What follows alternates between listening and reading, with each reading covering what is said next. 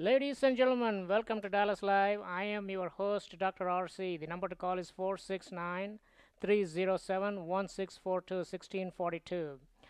Today we have a featured guests, Lisa and Dave, who are the JFK novelists. They wrote a best selling book. It's called Saving Jackie Kennedy. Lisa and Dave, welcome to the program. Hi, thanks for having us. Well, Hi, well, great to be here. welcome.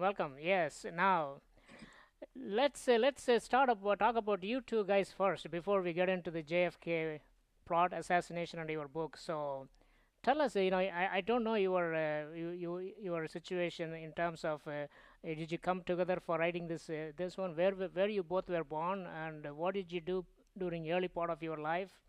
What are you two doing now? And I never had two people at the same time, by the way, as guests. This is the first time. So now, what is in the future for you? Okay, well, we've been friends for a long time, Okay. and so we didn't come together just to write the book. Okay. Uh, I've been in marketing for most of my career.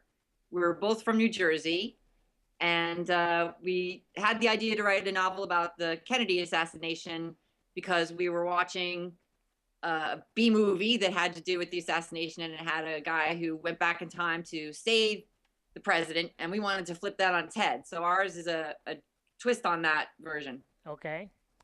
Dave? Dave, go ahead. So I've been in IT forever. IT, huh? Yeah, yeah, since we used to bang the Stones together. Okay. And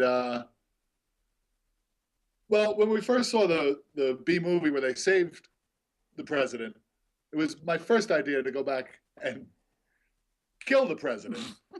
But Lisa didn't feel that anyone would be very sympathetic to us Right. if did it that way. Our characters, yeah. So we turned it around and we had it where Jackie was in danger and we had to go back and save Jackie instead. She's much more beloved. Okay. Right. We're so excited to be on Well, Dallas it Live. seems day that before Jackie Kennedy is becoming much more loved recently after other things came about regarding President Kennedy, right? I mean, he had all other problems that he was facing. But anyway, um, so you decided that you wanted to kill Jackie Kennedy. Now tell us our audience about your book. Now before we go into the details, where can they find this book? I'm just holding this book for our video audience so that they can see the actual book. Where can they find the book and how can they order this book? Oh, sure. You can get it on Amazon, and it's called Saving Jackie K, and it's under the pseudonym LDC Fitzgerald, which is a combination of our two names. I'm LD and Dave is DC. Okay. So you can find it there on Amazon. It's also available on Barnes and Noble. And Is it, sure, I'd love to tell is you it about it. available as a Kindle version, as a Kindle book? Yes, it is. Is it Yes. is? Okay. Very good. So, ladies and gentlemen, you can also find the details about the book on the website savingjackieK.com. Saving Jackie, JACKIE, then K as in King, savingjackieK.com. And tell us, is there more information about this book on that website? Oh, there's a lot of information. We have, well, of course, the synopsis, and we have sample chapters that you can read, as well as a lot of information about the John F. Kennedy assassination and the conspiracy. So we have a page on a lot of the different players like Lee Harvey Oswald and Jack Ruby, as well as, of course, the president himself and Jackie Kennedy, and some of pictures of her fashions and the things that she wore, because she was very much well known for being stylish. Absolutely. I saw in your one of the notes saying that John Kennedy, President Kennedy, once remarked, "I am the man who accompanied Jacqueline Kennedy to Paris." Right? Right. When, Because when they went to Paris, she was a big hit. She spoke French. She really connected with the French people, and right. she looked really beautiful. Right. Well, she's a very beautiful woman, no question about it. Um, so why is she so popular? Because of her upbringing, her beauty, the way she looked, the way she carried herself, and the way she conducted and changed the entire concept of a first lady. Is that correct? I would say so. I think she was very classy, and she had a great style that everyone, not just Americans, people around the world wanted to emulate. A lot of the clothing that she wore became copied by other people. But in addition to that, she was very well educated, smart woman, fluent in several languages, and she was just somebody that was very popular. And one of the things I think really cemented it for her was in 1962 she well, she renovated the White House. It hadn't been renovated in over 100 years. So she organized and managed this full scale renovation. So she had really good managerial skills as well. And then she took Americans on a tour through the house on live television. So she really embraced people and brought them into her home, into the president's home, and made herself accessible. And I think that really cemented her popularity with people, not just in the U.S., around the world. So then, if you know, if this is such a great person and such a wonderful human being, why do you want to kill her? Well, We wanted our characters to have a very compelling reason to want to go back and save her. Ah, okay. So our book starts in an alternate world where Jackie was unfortunately the one who got hit by the sniper fire and was killed. You And know, we have as a scientist or as a physicist, you know, the physicists are always thinking about this alternate universe or the parallel universe where things are happening simultaneously without our control. Apparently, you guys were able to glean the essence of an alternate alternate universe and put that in this beautiful. You know, this is a very nice book, by the way. I had the opportunity to read through it. It's very detailed work. So coming back to that alternate universe. So what you were saying in this book, you know, I read part of it. I couldn't, you know, fortunately I didn't finish reading it so that I won't be able to spill the beans. So, great. Good. Okay. um, so why did you come up with this idea of alternate universe, and why you know, I have seen people going into the future travel, but in this book you have traveled backward. So that's pretty fascinating. So what is the, so tell our audience in brief, how did you come up with the theme, and why is it so compelling for our audience to read it? Well, like we said, the original origin of the idea was based on something from a nugget from a movie, but we also wanted to make a situation that would be very compelling for people who want to go back. So in our book, Jackie's the one that unfortunately is killed, and the Americans finger the Russians as being the culprits. So this triggers an ongoing war with the USSR. So in our alternate universe, things are really bad. This war has gone on for years. Instead of being a Cold War, it was kind of more an active war for the past 50 years. And in 2013, right now, 50, which is 50 years after the tragedy, actually tomorrow is the 50th anniversary. Is tomorrow or Friday? I'm sorry, Friday. Friday. Yes, Okay. you're absolutely right. Okay. The 22nd. So we have a team of outlaws in our book who accidentally discover time travel because they're being forced to work on a weapon of antimatter, and they stumble upon anti-time. And when they have that, they want to change the past, and everything was pinpointed back to when Jacqueline was killed. So they want to go back and save her and rewrite history and make things be Correct. better and not be a 50-year war with Russia.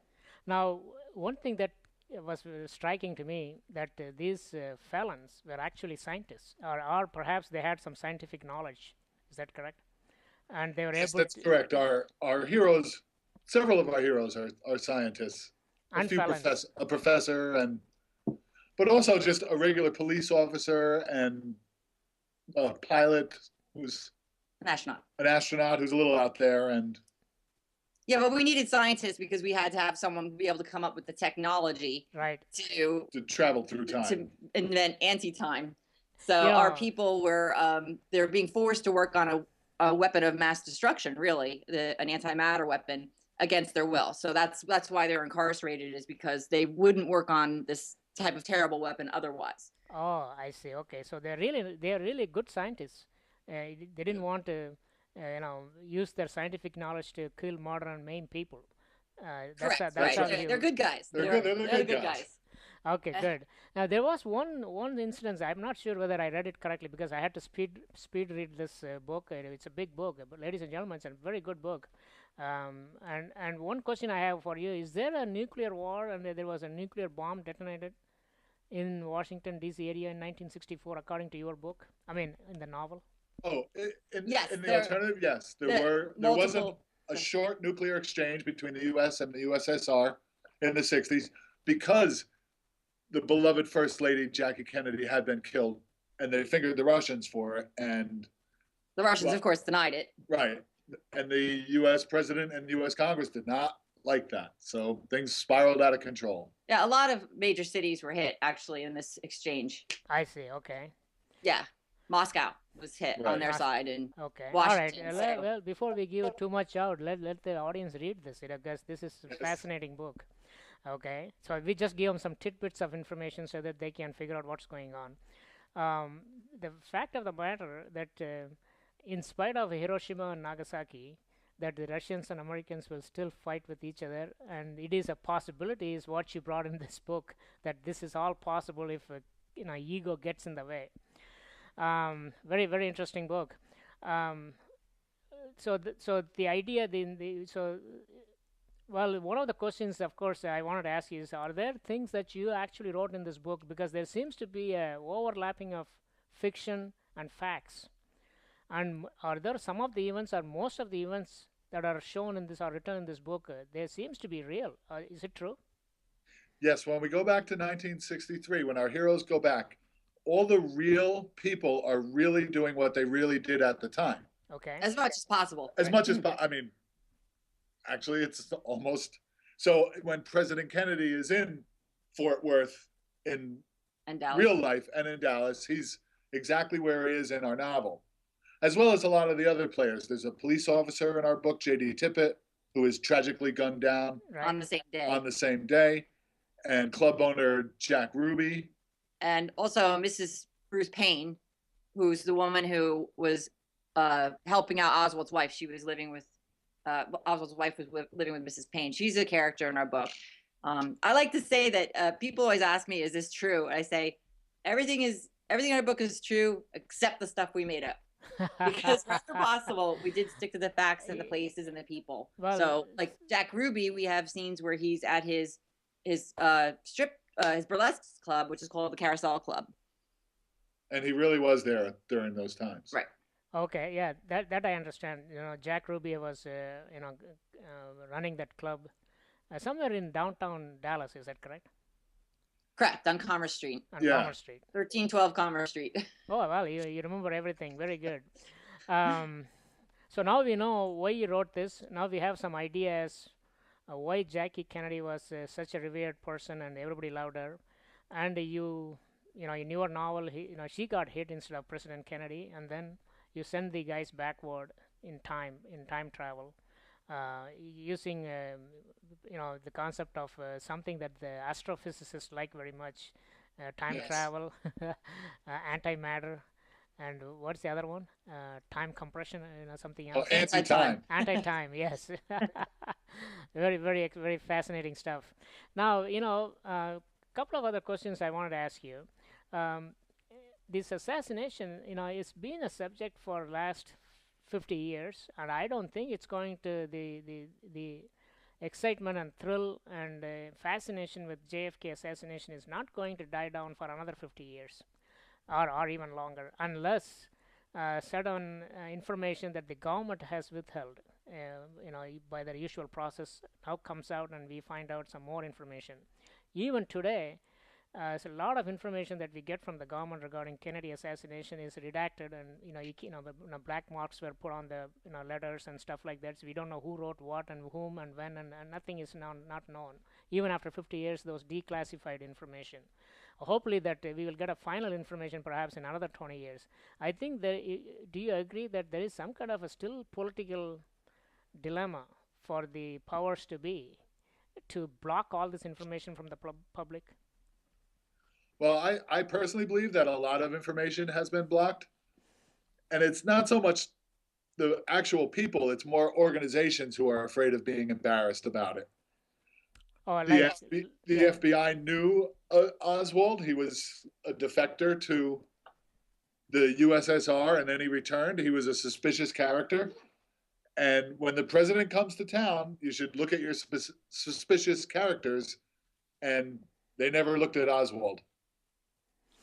very Among interesting. other things. Yeah, among other things. In the JFK assassination theory, there is so many different players. Like they even said that the JFK was killed by the CIA operatives, not CIA agents, but the operatives that are routinely employed by CIA.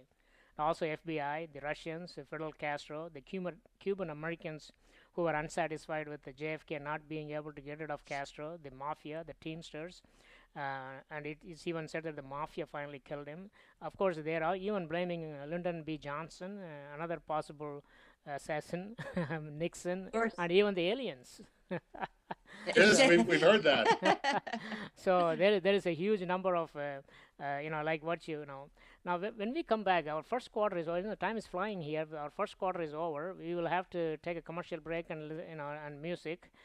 When we come back, we are going to go ahead and talk about the conspiracy theories and how your book fits into either one or more of these conspiracy theories. Ladies and gentlemen, you are listening to Dallas Live. I am your host, Dr. RC. The number to call is 469-307-1642, 1642. We'll be right back. Lisa and Dave, please stay online. Thank you.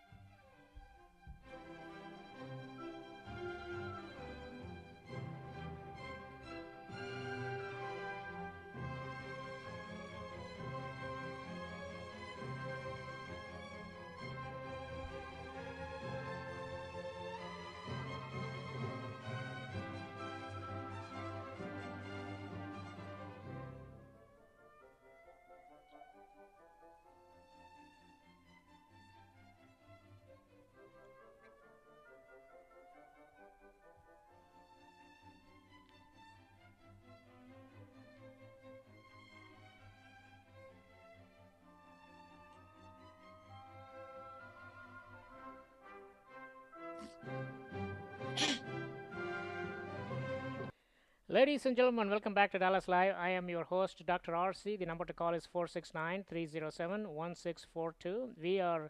Our featured guests are Lisa and Dave, JFK novelists who wrote a book, Saving Jackie Kennedy. It's available at www.savingjackik.com and also on Amazon.com, Kindle version, and also various other bookstores. Dave and Lisa, welcome back to the program. Hi, thanks for having us. Great. Very good. So now, ladies and gentlemen, for our video audience, this is the book, Saving Jackie K. It's available at Amazon and various books. Now, is there any way they can get a autographed version of this book if they can write to you? Sure. Sure, They can. yeah. There's a contact form on our website. Okay. At the bottom. They can. The email will come directly to us. Excellent. Very good. So, ladies and gentlemen, you know how to get this if you want an autographed copy. As a matter of fact, I would like to thank you guys for sending me one with an autograph right there. Okay. You're welcome. All right. So that's how the book looks. All right. Very good. Now, see, there was a guy. There's a professor, Larry Sabato. He's the professor of politics at the University of Virginia, and he says there are more than 100 theories, surrounding JFK assassination. So I did some research. Said, okay, then there was a study also done by Marina Papp, of the psychologist at New Mexico State University, and she did on the U.S. college students. So it said why people subscribe to conspiracy theories, and she found out it's pretty much lack of trust in their government, and also existence of an elite ruling class with omnipotent power. So this causes people to conjure up conspiracy theories because they don't trust their government. Now, what is your opinion that why people come up with the conspiracy theories? That's true. People don't trust the government, and they don't trust mainstream news media outlets either. And I think the internet has a lot to do with it, because if you look at, if CNN says something and Joe Blogger says something, to your average person, they seem to have equal weight, even though CNN has a whole fact-checking staff behind it, whereas Joe Blogger is just Joe Blogger. Right. With Kennedy, though, I think the conspiracy started almost immediately. Oh, right away. Because I think, well, a lot of reasons, but one of which being that Oswald was killed 2 days later. And Yes. that really fuels the conspiracy theories there, because he was, quote, silenced. And people also don't believe that where the government say the shots came from and how many there were and things like that. And people talk about a magic bullet. But I think another reason is because it was just so unimaginable that this human zero, Lee Harvey Oswald, this guy who could hardly hold down jobs, who defected to Russia and came back, this loner loser wingnut, could take down the president. No one wants to believe that. Like, if they it's just inconceivable. All right. So now, before we go to Lee Harvey Oswald and Jack Ruby and the subsequent events, I would like to share with our audience the Zapruder movie, which is probably the most watched 8mm color movie of all times by millions and millions and billions of people. This particular movie, I'm going to go ahead and play for our video audience, and I will also try to give some. I'm not good at commenting on this movie, but I will try my best. And while I talk about it, please listen to me carefully, Lisa and Dave, and tell me whether my understanding of this movie is correct. So let's go ahead and play this. This is done in slow motion so that it doesn't, the original Zapruder movie is about 45 seconds or so. This will run for a little longer because it's under super slow motion movie here. They converted that. Let me take a look here. Now here it starts. There is not much sound on this, but you see at this point the motorcade has turned right into the Elm Street, and you can see President Kennedy, his wife are sitting in the back seat on the limousine. Governor Connolly and his wife are sitting in the front seat. Everything seems to be perfectly fine. The motorcade is moving along slowly. It's on the Elm Street right now. And then, you see that there was a little bit of blockage. See, President Kennedy is waving the hands right now, and then there is a street sign. It's the Stemmons Freeway street sign comes up, and then the entire the limousine disappears under that street sign for about 3 or 4 seconds. And then once that is over, the limousine emerges out of it. As soon as it emerges out of it, within a second or so, or even less, you can see the President Kennedy is clutching his throat and slumping forward. And then yes, he's in distress at that point. He's in distress at this point, but we are still not sure. So as then Mrs. Kennedy is looking at him, and Governor Connolly is also opening his mouth, and then he turns to his right and then looks back at Kennedy, and then based upon later interviews, he says, they are going to kill us all. They are going to kill us all. Something like that he says. And apparently he's also hit. I don't know where the second bullet came from. And perhaps, you can explain this to me. Now the motorcade continues, and then in another 4 or 5 seconds later, President Kennedy falls towards Mrs. Kennedy onto the left side, and then this main bullet comes in.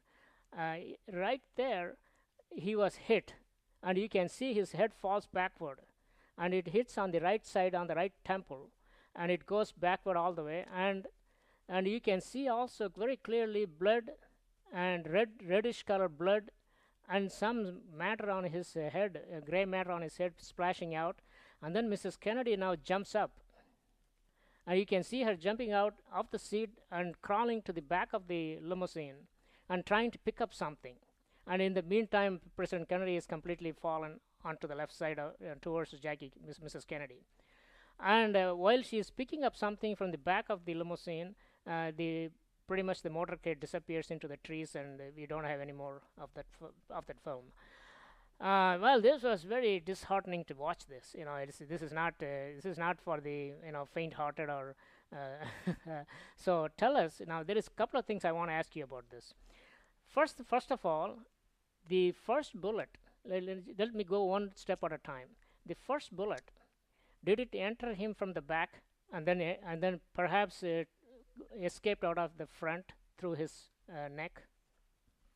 That's correct. That's what the Warren Commission concluded, was that the the first bullet that hit went through his back and exited his neck, and that same bullet entered Governor Connolly, who was Okay. sitting in front of him, Okay. and went through his arm and lodged into his thigh. Well, through his chest. I'm sorry, through his chest. Through his chest, through his arm, and then stuck in his thigh. And All right. that's why that shot is called often called the magic bullet, because it's hard to believe that it went through all these different places. I'm more of a believer in the Warren Commission. So if you look at more than Dave is, if you look at the angles of where people were sitting and the fact that Connolly was inboard and turned a little bit, it does actually make sense to me. And I know a lot of people don't believe that, but that one was the magic bullet. They also say that one of the shots missed. One of Oswald shot 3 times. One of his shots missed. Now, the second one is what is it? The one that actually hit his head on the right side and then blasted through the right portion of his skull. Now, from which direction this came from? See, this to me. According to the Warren Commission, it came from the same location where Lee Harvey Oswald was, so the 6th floor of the Texas School Book Depository. All right, now here's the problem with this. In my a lot of people don't believe that. Actually, according to the Warren Commission, that's the 3rd shot. Correct. That's the first one goes through Kennedy and Connolly. The second is a complete miss. Right. And strikes a curb, and a piece of the curb scratches a man named Tog. Yeah. Way down the street. And the third bullet is the one that hits JFK in the head, that the Warren Commission concludes comes from the Texas School Book Depository, from Lee Harvey Oswald behind Kennedy. But most people do not believe that, and I am one of them. See, it is the problem. Front. Yeah, I agree with you, Dave. It is the problem with this. When there is a bullet hits you on the front, okay, then things, when it hits it, it actually splatters. Nothing goes to the direction from where the bullet comes from. Now, to me, I'm not a scientist. I'm not a ballistic expert. To me, I'm talking from pure common sense. Okay. See what happened to President Kennedy's head when that second bullet, in this case maybe the third bullet, hits him, which is the fatal shot. When it hits him on this right temple front side, his head is going backward. Now the impact of the bullet should push his head backward. Correct? That's the way I see it. That's the way I see it. So if it hits, then is it coming from the back? How is? I mean, there is some theory saying that it's a for every action there's an equal and opposite reaction. But in this case, it makes no sense. Now, another thing that makes no sense is when some of his the skull portion that Mrs. Kennedy was trying to pick up on the back. When you hit somebody in the back, it won't go forward. It won't go backward. It will go forward.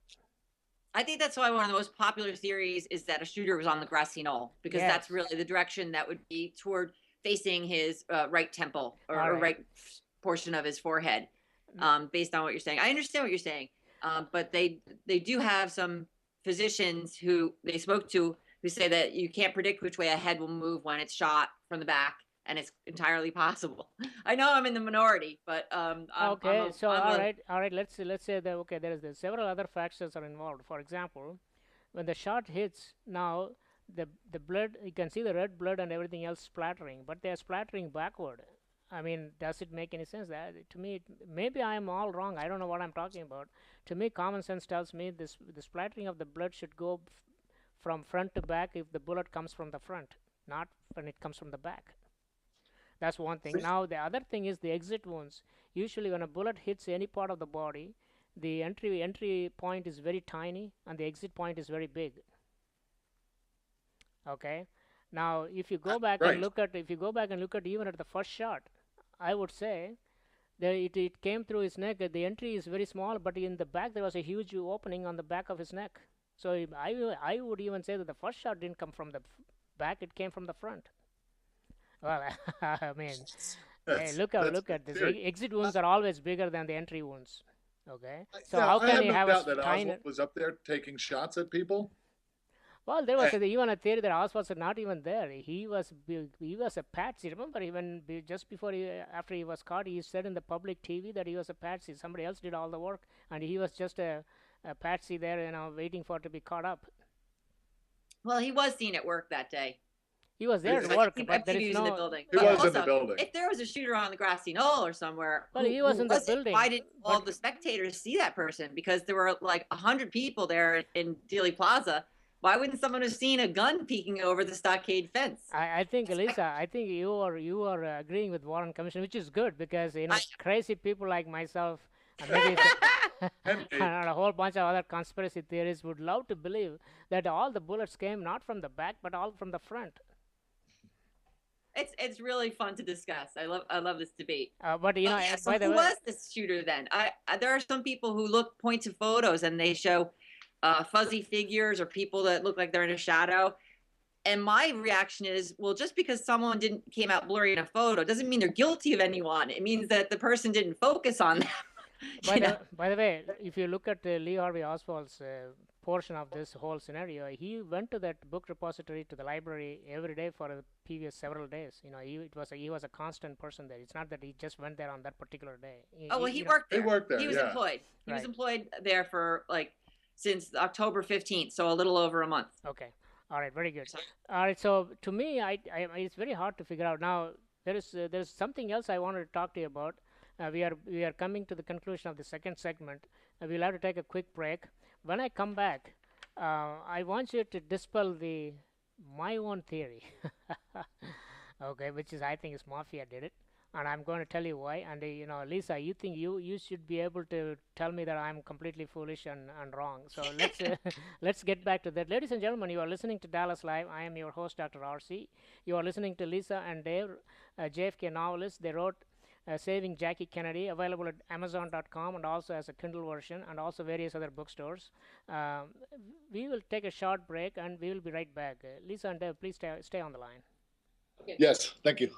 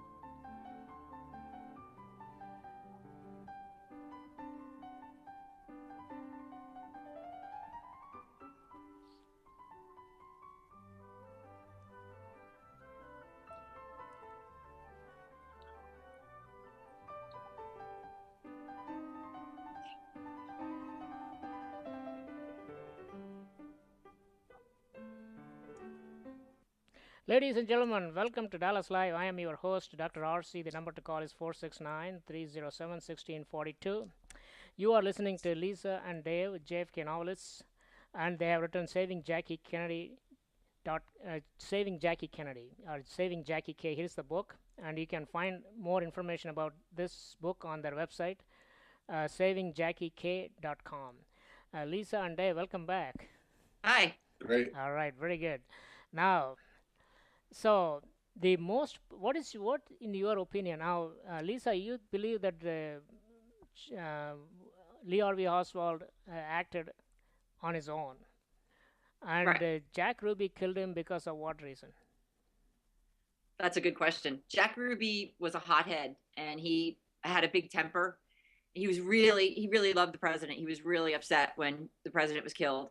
His stated reason for doing it was that he wanted to spare Mrs. Kennedy the trauma of having to come back and testify in court.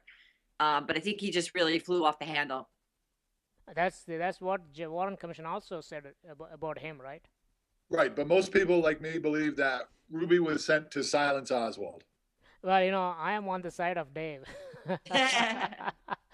All right, very good. So, if here is what I read through. Now, I could be totally wrong.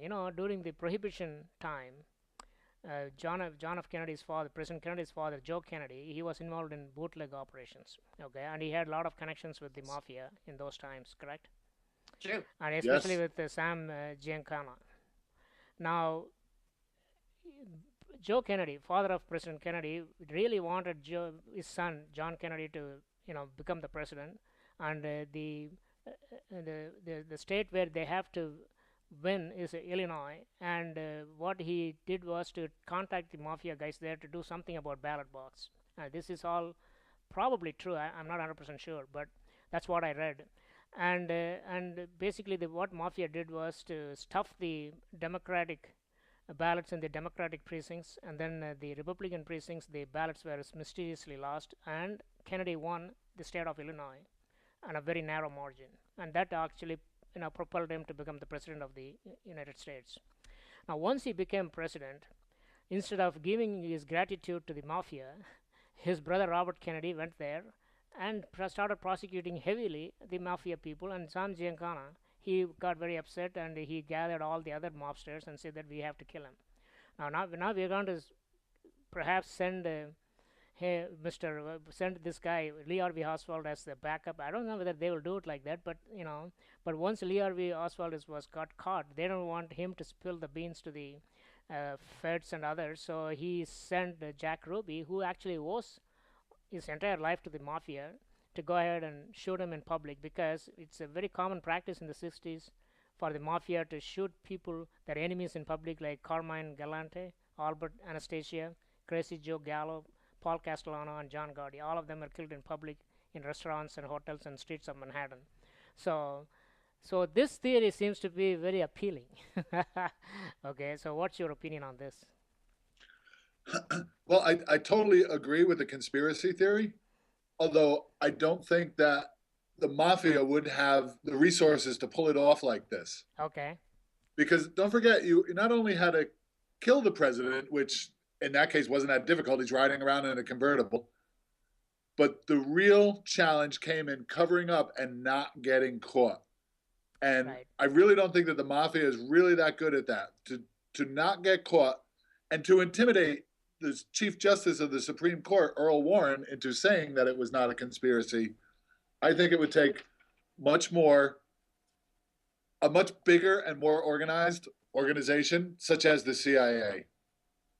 The So, CIA had problems with Kennedy over Cuba. They had clashed. He had threatened to He fired the CIA he fired the director. director. He was going to dismantle the CIA. They had a real motive to get rid of him. so the other issue that I also read through is the CIA operatives that they didn't like Kennedy and they wanted to get rid of him, and that is a possible answer. Yes, and the CIA does have a history of using mafia as hitmen, Right. both here and in Italy and in Cuba and in many places. Correct. And I think that Sicily, especially. they would have. They honestly, they're definitely a possible suspect if you're looking for conspiracy theories, because he really scaled back on the Bay of Pigs fiasco. They didn't really get the backing and the air support that they were supposed to. So I think the CIA had an axe to grind against Kennedy. I also want to mention too that just because I believe in the Warren Commission, I don't want your listeners to think that our book is a regurgitation of that. Not at all. It's a great conspiracy theory. Won't tell you all the answers, but you can find them in our book. So That's I just wanted to, even though we disagree, the whole book is it's conspiracy driven. So you'll be satisfied. Okay. All right. So now, who else had the motive? I know that um, FBI. What was that famous FBI?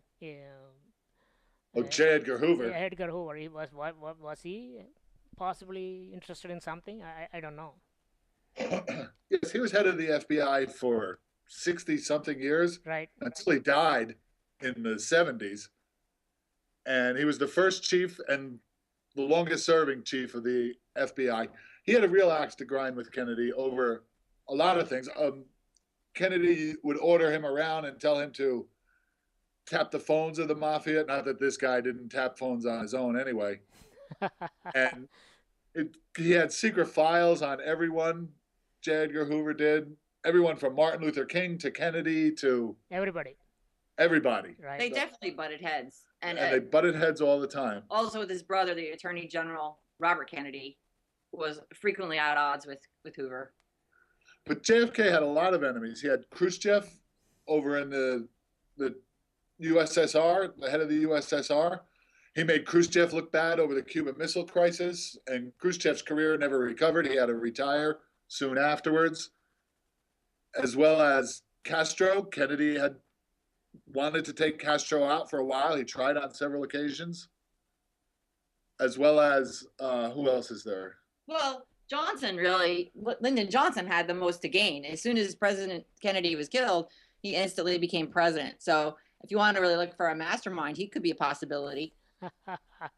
Well, No, you know, seriously. it's hard to believe that human mind can conjure up everything. But your book is an example of how much human mind can come up with. That's right.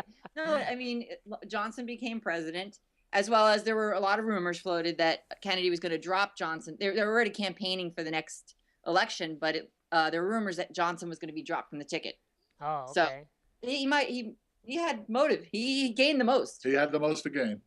He had the most again, but my gut feeling is, Lyndon Johnson is not that bad. I mean, it doesn't look like it. I mean, he's really in my opinion, he's a good man. But that's my opinion. Um, Everyone talks about the grassy knoll, So we talked briefly about it. My opinion is all the three shots came from the front, not from the back. Okay, I may be a minority in that. Um, is there actually shots from your experience, Lisa and Dave, and whatever you have studied? Is the grassy knoll has anything to play in this game? Well, the Warren Commission doesn't, but I definitely think it did. I know that Oswald or someone was up in the Texas School Book Depository taking shots, possibly hitting something, possibly not. They left the rifle up there and they left their shell casings on the floor.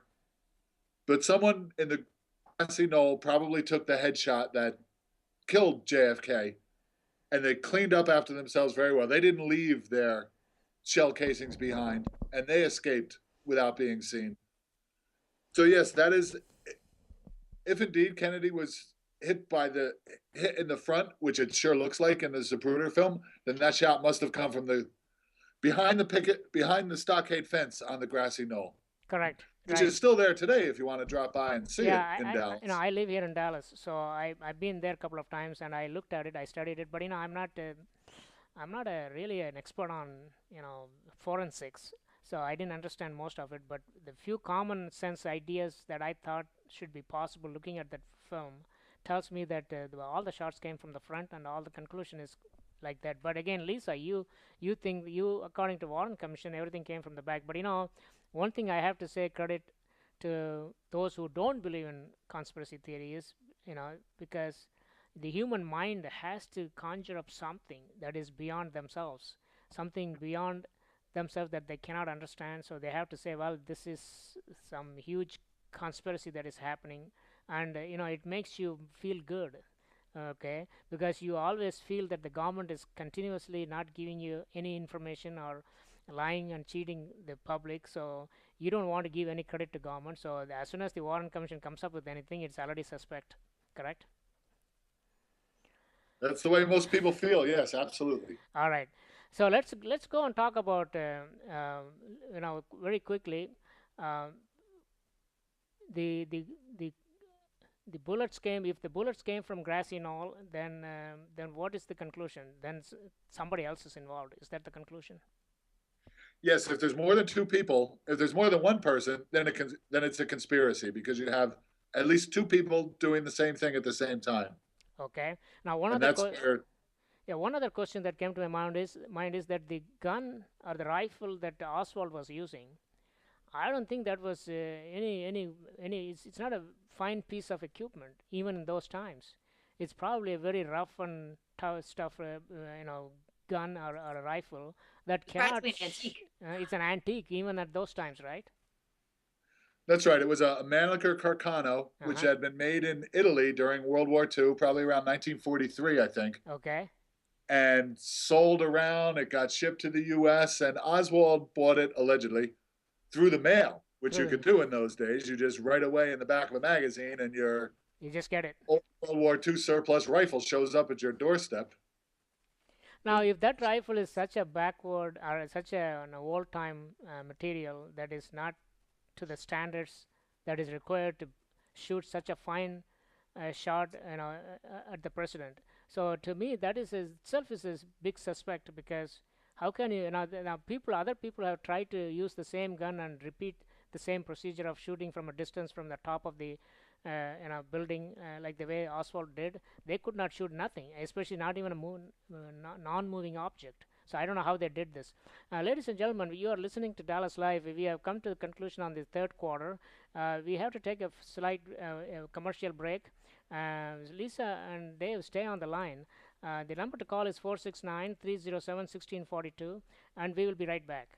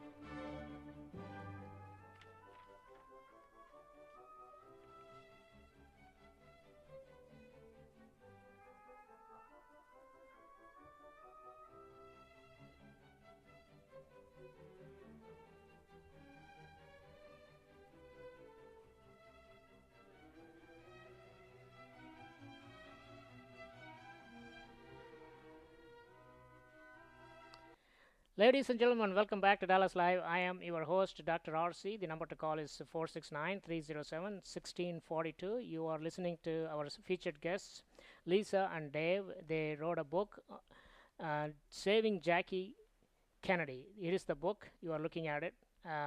Fascinating book, very interesting reading. And the book is available at Amazon.com and also has a Kindle version and also various other bookstores. You can also write to them on their website. You can get a autographed copy of it, like the one I got.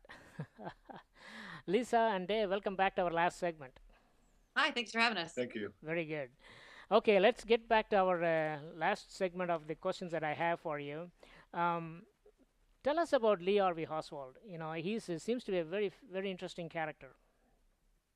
Lee Harvey Oswald was kind of a wingnut. He was a very unusual guy for the time and very erratic.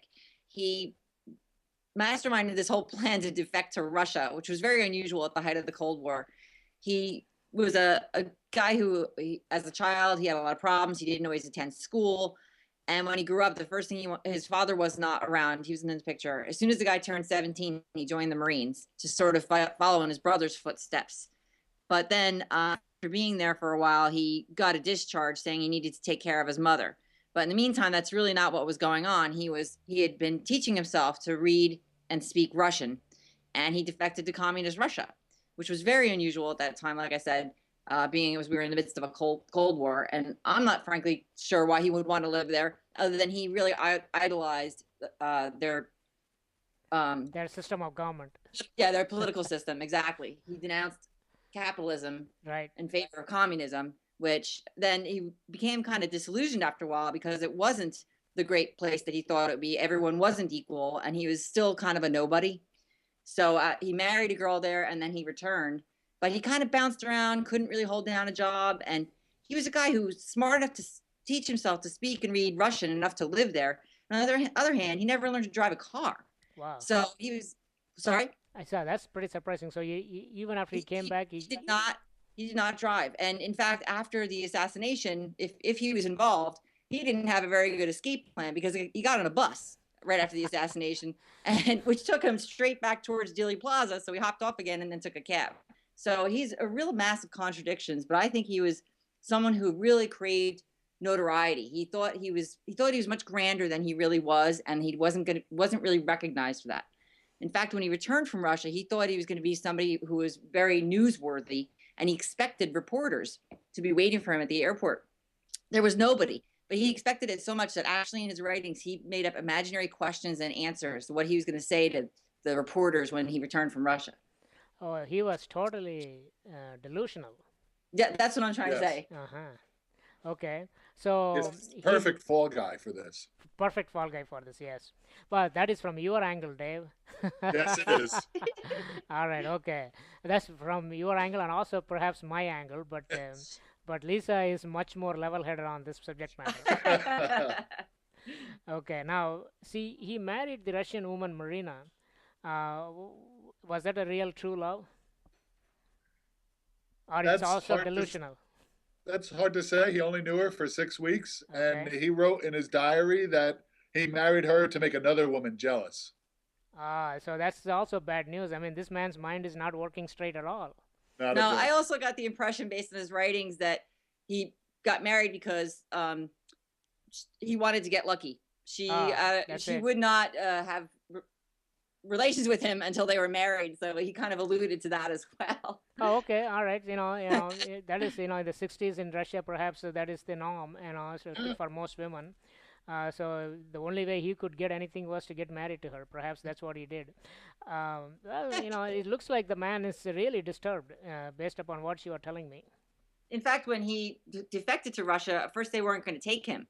They said, "What are you doing? Get out of here. We don't want you." Right. And he slashed his wrist. He attempted suicide. Oh, that's pretty crazy then. Yeah. I mean, they found him and it saved him, and then they let him in the country. Well, so it was kind of that dramatic attempt. It worked. I mean, he wanted to be let in, and they let him in. Pretty amazing that the Russians were ruthless in those times. The KGB was not going to let anybody in, even if they cut their wrist. But yeah, I'm surprised they let him out too once he was in. Once he was in, and then they probably figured out this guy is a total off-the-wall basket case. So they said, okay, let him get out of here. Yeah, go. Well, it took him a while to actually leave. To get papers and things like that. Paperwork. There was also another theory that the CIA trained him by teaching him how to speak and learn, write, and read Russian. Is there any validity to that theory? Yes, there is. When he was in the I knew Marine Dave Corps, would agree to this. Okay, go ahead, Dave. When he was in the Marine Corps, he was deployed to Japan. Yes. And he was guarding a CIA air base where they flew the U-2 plane to spy on Russia. Correct. So he definitely brushed against the CIA at one point in his life. Okay. And whether they trained him or not is, we are not sure. My opinion, yes. He did make it known that he was studying Russian. I think his, what do they call him? They called him Oswaldsky or something like that. Yeah. Like his military fellows would call him Oswald Ski and Comrade Ski and things like that. Comrade. Comradesky, okay. In those days, I would imagine knowledge of Russian is a great asset for anybody who is working for any of the U.S. government or U.S. military. So he was able to get a good job, but of course he was delusional and crazy. So I didn't think he went very, very far in any job he took. Right. No, never far. Okay, now let's talk about in the last few minutes, one more subject matter, which is the Officer Tippit. What's the story on him? How did he get killed? Well, Officer Tippit was a police officer in Dallas at the time. He was a family man. He had a wife and 3 children. And after the assassination, he had been assigned to the Oak Cliff area of Dallas, and he was patrolling, and he encountered Oswald. And no one knows exactly what went on, but there were some people who saw things right before and right afterwards. And what it looked like was they saw Oswald lean into the passenger side and they exchanged words. And then Officer Tippit got out of the car. He may have stopped Oswald because Oswald fit a description that was already out over the radio about the 6 foot, 165-pound male, white male that they were looking for in connection with the assassination, but no one knows. And basically what the Warren Commission will say is that Oswald shot him point blank 4 times, 3 times. Right in the front, 3 times in the chest and once in the head. So you had more than one weapon on that day in his possession. Oh.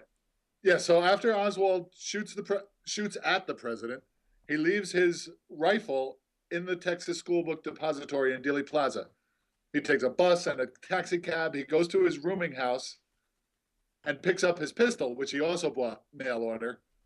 And he's carrying that around when he runs into Officer Tippit and guns him down. Yeah, I think that he's another real tragedy of that day because no one really remembers Officer Tippit because the president was killed on the same day. So but here's a dedicated police officer and a veteran, a decorated veteran who lost his life on that day as well. Okay, now there is 100% sure. I mean, there is enough evidence that the Oswald killed Officer Tippit, correct? I believe so. I believe so. I'm 100% sure. Yes. But there are people who say that it wasn't him. Right, but there were witnesses, and he had the murder weapon, the pistol, on him when he was arrested. Yeah, someone saw him afterwards ejecting the spent shells or whatever cartridges. Yeah. Okay. Now, one last question I want to ask before we conclude, and then talk about the book. All the casings that they found at the JFK assassination site, in and around, on the road, on the Texas Book Depository and Grassy Knoll or wherever else, they're all of the same type of bullet, came out of the same rifle. There were really only 3 shell casings found in Dealey Plaza. They were all on the 6th floor of the Texas School Book Depository, right in front of an open window. And they all came from the same gun, which was found also on the 6th floor, hidden behind some boxes. They never found any cartridges near the Grassy Knoll or any place else in Dealey Plaza. They did find a few really old ones further away on the other side of the plaza, but they were really not. They had just been there they could have been there for 100 years for all we know. Okay, now all the bullets, are they identical shape or size or characteristics in terms of? Yes. Okay. All identical and all fired by the Mannlicher Carcano, which was also found. So, Dave, then your and my theory is falling apart. Well, it just means that our second assassin cleaned up after himself and took his shell casings with him, which is what a professional would do. Right. Especially somebody who is trained by CIA. Absolutely. All right, let's go back to this book here. Tell our audience, in your where the website address and also where they can find and buy this book, Saving Jackie Kennedy. Sure, the site is www.savingjackiek.com, and it's Jackie K because in our timeline she was tragically killed and never became Jackie O, which was her nickname in real life. So you can buy it there. You can buy it at Amazon. And we like to say it's a thrilling adventure to rescue the First Lady. Absolutely. I would be on the forefront on this if I get a chance. Absolutely. especially the way you wrote it, by taking on time travel and going back and forth, the antimatter, anti-time, and everything else. Fascinating book. I highly recommend this to our audience. When you get a chance, it's a great read, especially at the 50th anniversary of our beloved President John F. Kennedy's assassination. It's a good read, excellent read. So, what's in the future for you guys? Are you going to write any other books? Are you planning to come back to our radio show and talk about something new? Oh, we'd love to. We actually have two other books out that are nonfiction. One is about John F. Kennedy's speeches, and the other one is a compendium of Oswald's writings, his historic diary, quote unquote, and his letters, and also his manuscript on life in Russia. And we put a lot of commentary around those. So we have those, and we've got other ideas that we're working on. So we'll keep you posted. All right, so that concludes our program. Ladies and gentlemen, you are listening to Dallas Live. I am your host, Dr. RC, and we will be right back. Lisa and Dave, please stay on the line.